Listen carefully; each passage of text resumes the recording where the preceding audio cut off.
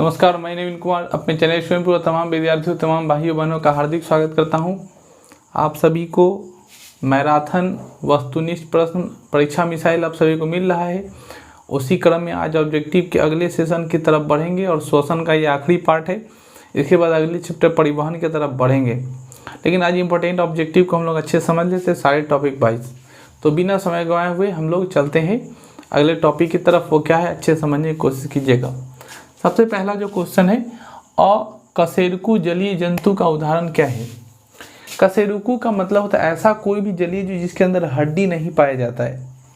जैसे आप सभी जानते हैं कि मछली के भीतर भी हड्डी हो जाए जो कांटा के रूप में होता है, जिसको कशेरुकी कहते हैं। कहने का मतलब उसके अंदर हड्डी है।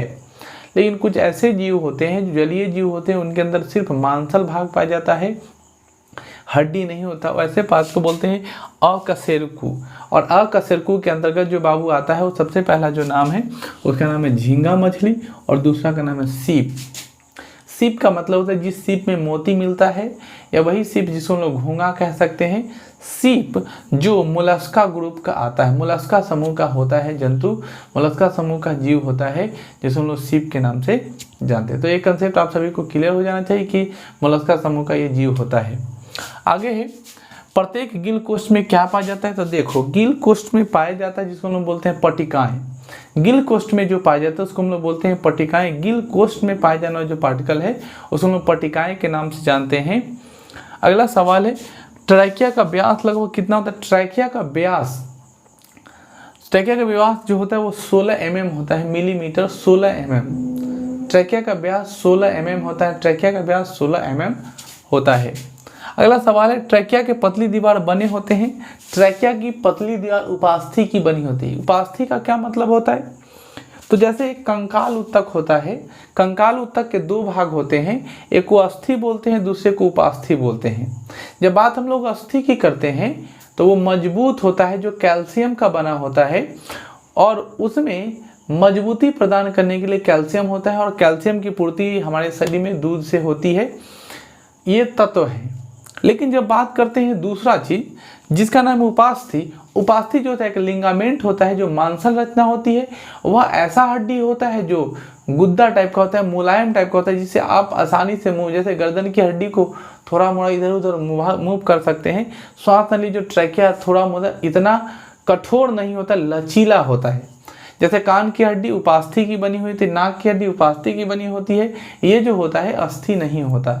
तो सांस नली जो होती है, ट्रैकिया जो बनी होती है, वो उपास्थि की बनी होती है, मतलब मुलायम हड्डी की।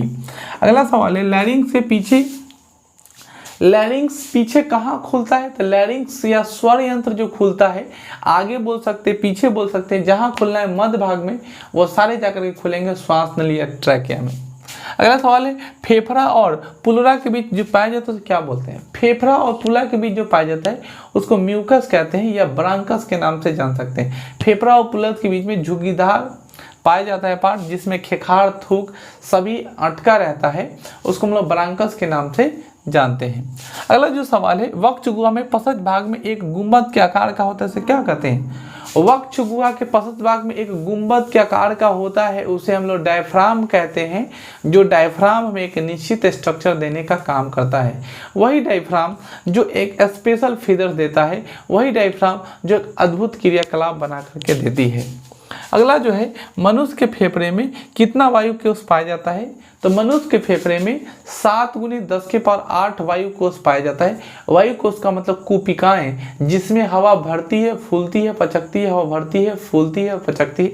जैसे आप लोग खसी बकरी का मीट खाइए हुईगा तो पसली का मांस खाइए हुए तो देखिएगा पसली वाला भाग गूदेदार होता है। इसी गूदेदार भाग में बहुत सारे कोशिकाएं पाए जाते हैं, जिसे हम लोग वायु कोष के नाम से जानते हैं। और यही वायु कोष जो होता है वो क्या करता है, हवा को भरने का काम करता है। आगे बाबू जब हम लोग बढ़ेंगे तो अगला सवाल है, नासिका वेशम का छोटा आग भाग जिसमें बाद नासिका क्षेत्र खुलता है वो क्या कहलाता है। जैसे देखिए, कान से सुनने की, कान से जिस चीज को हम लोग एब्जॉर्ब करते हैं, कान से किसी सूचनाओं को लेते हैं और सुनने के बाद अनुमस्तिष्क के बाद तो बोलते हैं हम लोग घ्राण केंद्र। तो हमारा मस्तिष्क जो है जो भी कुछ सूचनाएं 5 ज्ञान इंद्रियों से लेता है, आँख, कान, नाक, जीभ और त्वचा।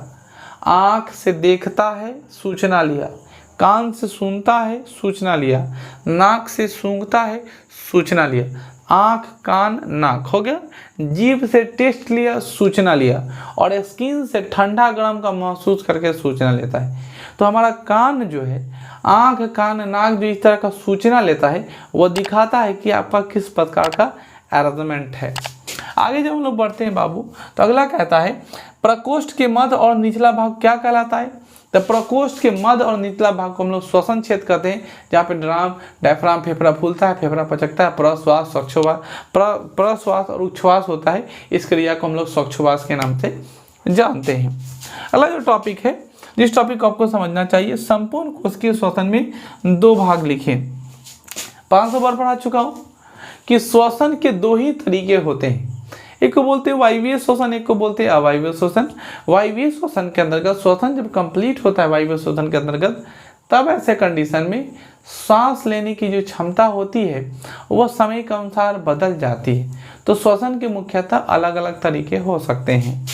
चलो बात करते हैं वायवीय और अवायवीय। बता दिए सबको, ऑक्सीजन की उपस्थिति में, ऑक्सीजन की अनुपस्थिति में नहीं होने वाला वायवीय श्वसन का दूसरा नाम है ऑक्सी श्वसन, अवायवीय श्वसन का नाम अनॉक्सी श्वसन।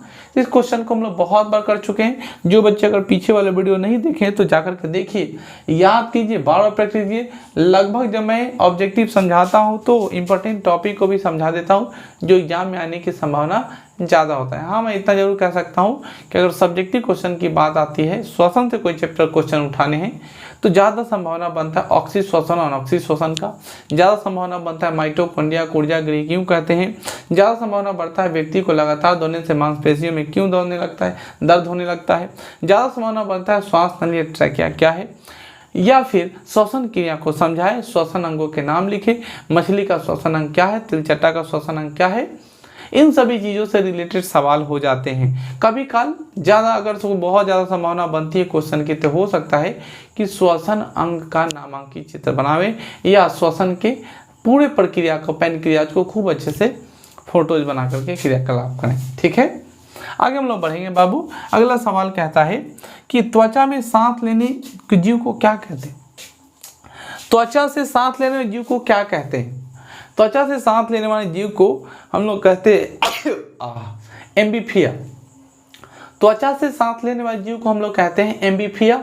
कोरोना का लक्षण नहीं है, ये ऐसे ही खांसी हो गया, ज़्यादा दिमाग लगाने की जरूरत नहीं है। नहीं, हम घर में रहते हैं, कहीं जाते होते नहीं हैं, भोजन कर लिए, आराम से घरे में रहते हैं। गरीबी है, यानी बेरोजगार आदमी है, कोई काम नहीं है, इसलिए आपके सामने हैं और आप सभी को वीडियो मिल रहा है, मतलब हम बेरोजगार आदमी हैं। हाँ, और दूसरा मैं आपको कह देता हूँ कि अगर मेरे पास काम होता तो मैं वीडियो शूट नहीं करता। ठीक है ना, क्योंकि ये इस अवस्था में हो रहा है जिस समय हमारे पास कोई चारा नहीं है सिर्फ बैठने के। तो मजबूरी आप सभी के लिए ये चीज़ लाता हूँ और आप इसका फ़ायदा उठाइए। और हाँ, अगर आपको थोड़ा भी लगता है कि अगला मेहनत करता है तो अपनी मेहनत ईमानदारी का परिचय दीजिए, वीडियो को शेयर कीजिए। शेयर कीजिए नहीं, करना मत भूलिए। इस लाइन को जरूर जोड़ लीजिएगा। आगे हम लोग बढ़ते हैं बाबू। त्वचा से सांस लेने, कुछ ऐसे जीव हैं जो स्किन से सांस लेते हैं। मेढक, मैं आपको बताया था कि मेढक ऐसा जीव है जो चमड़ा से भी सांस लेता है, गिल्स या गलफड़ा से भी सांस लेता है, फेफड़ा से भी सांस लेता है। इसलिए त्वचा से सांस लेने वाले जीव को एम्बिफिया कहते हैं, जिसके अंतर्गत सांप आता है। क्या आता है? सांप। ये जो जीव है वो स्किन से सांस लेता है। केचुआ किससे सांस लेता है? चमड़े से सांस लेता है। मेढक चमड़ा से सांस लेता है। अगला है फेफड़ा, किसमें पाया जाता है? देखिए, फेफड़ा हम आदमी हैं, मैमेलिया है, और मैमेल्स के पास फेफड़ा होगा। उसके बाद वर्टिब्रेटा ग्रुप के अंतर्गत जितने सारे जीव, उपसंग वर्टिब्रेटा, जितने सारे जीव होंगे सबके पास फेफड़ा होगा, लंग्स होगा, जिससे वो श्वसन कर सकते हैं। श्वसन के अंग नासिका छिद्र, स्वर यंत्र या लैरिंग्स, श्वास नली या ट्रैकिया, फेफड़ा। श्वसन अंग खत्म। और उसमें फेफड़ा जो होता है वो किसके अंतर्गत होता है बाबू? आप लोग सोच रहे होंगे कि सर हम लोग हमेशा याद करते हैं कि श्वसन अंग के अंतर्गत नासिका है, श्वास नली या ट्रैकिया है, स्वर यंत्र या लैरिंग्स है, फेफड़ा है। तो सांस लेने के लिए हम क्यों नहीं कहते कि सर श्वसन अंग के तौर पर त्वचा भी होगा? तो बाबू हम लोग मनुष्य में श्वसन पढ़ते हैं तब श्वास नली के इतने स्ट्रक्चर्स होते हैं, लेकिन जब सीधे श्वास का बात करें श्वसन अंग तो हम लोग स्किन को भी ले सकते हैं। ये कुछ जीव ऐसे हैं जो अपने त्वचा से अपने स्किन से भी श्वसन करते हैं। अगला सवाल है जो आप सभी को जानना चाहिए, वो कहता है कि त्वचा से सांस लेने वाले एम्फीबिया वर्ग फेफड़ा किसमें पाया जाता है, तो उपसंग वर्टिब्रेटा में। रेप्टाइल समूह के जीवों के नाम लिखिए। रेप्टाइल समूह मतलब जो लोट पोट के जो रेंग करके चलते हैं उसे रेप्टाइल्स कहते हैं। और रेप्टाइल्स जो है वो ज़्यादातर स्किन से सांस लेते हैं, चमड़े से सांस लेते हैं। उसके अंतर्गत आता है सांप, स्नेक, छिपकली, लिजार्ड, कछुआ, टॉर्टाइल और लास्ट में मगरमच्छ, क्रोकोडाइल। ये सारे जो जीव हैं सांप, छिपकली, कछुआ और मगरमच्छ, ये ऐसे जीव हैं जो स्किन से सांस लेते हैं और रेप्टिलिया उपसंग से बिलोंग करते हैं। अब आपका श्वसन से संबंधित इंपॉर्टेंट क्वेश्चन खत्म हो गया। अगला चैप्टर, अगला ऑब्जेक्टिव जो आपको मिलेगा उसका नाम है परिवहन। तब तक के लिए धन्यवाद। जय हिंद, जय भारत, जय स्वयंपुर। मिलते हैं नेक्स्ट वीडियो में। धन्यवाद।